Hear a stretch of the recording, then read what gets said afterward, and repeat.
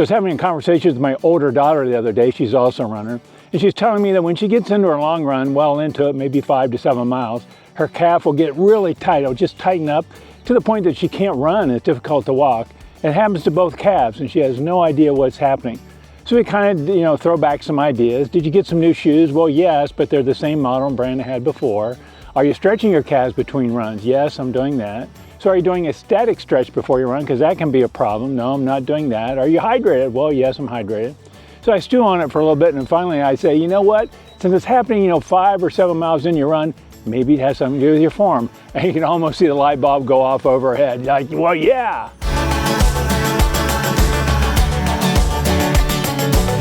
Welcome to the Ageless Runner.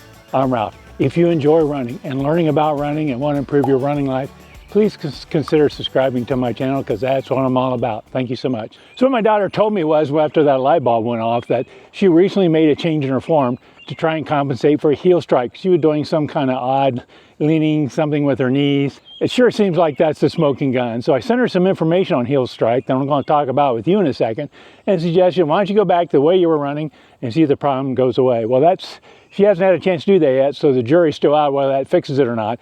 But it just seems like there's much to do about heel strike when maybe that's not really important and not necessary. Now, heel striking kind of gets a bad name. People talk about heel striking and running. Oh, that's bad. You shouldn't do that. But that's not necessarily the case. Heel striking gets the bad name because of potential injuries. When you strike with your heel, you send those impact forces up your leg, into your knees and hips, and therefore you're more prone to injuring those body parts, those joints.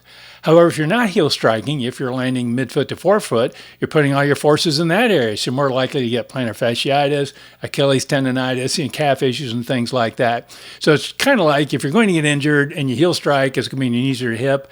If you're going to get injured and you don't heel strike, it's more likely in your feet. So what's the big deal about heel strike? Maybe we shouldn't be too concerned about that, because you may not realize it, most runners heel strike. Now, when I say most runners, I'm talking about casual, recreational runners like you and me, not the elite runners.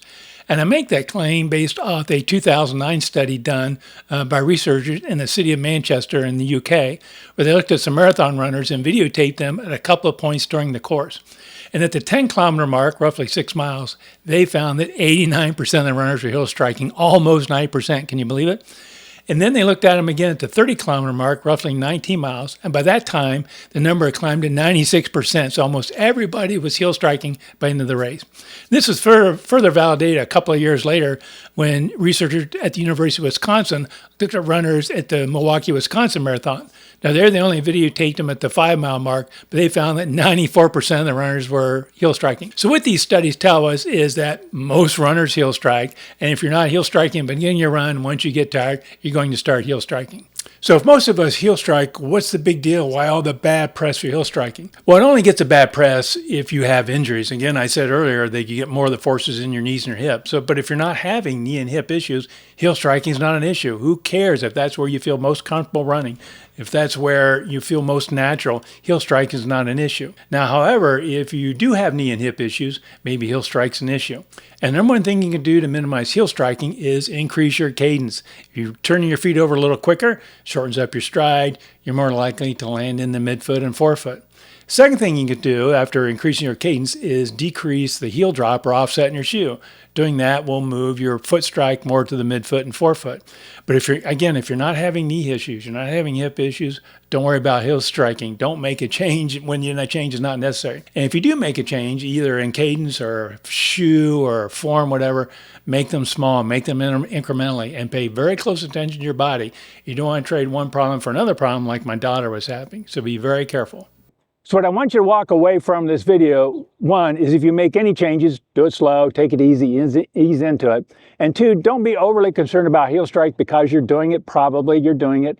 And only be concerned if you're having knee and hip issues, if you're having issues. And even then, don't play too much with your form, try cadence and a shoe change before a form change. Thank you so much for watching. If you enjoyed this video, please scroll down and hit that like icon. And if you're new here, I'd love to have you stick around. Please hit the subscribe button also. Thank you so much and happy running.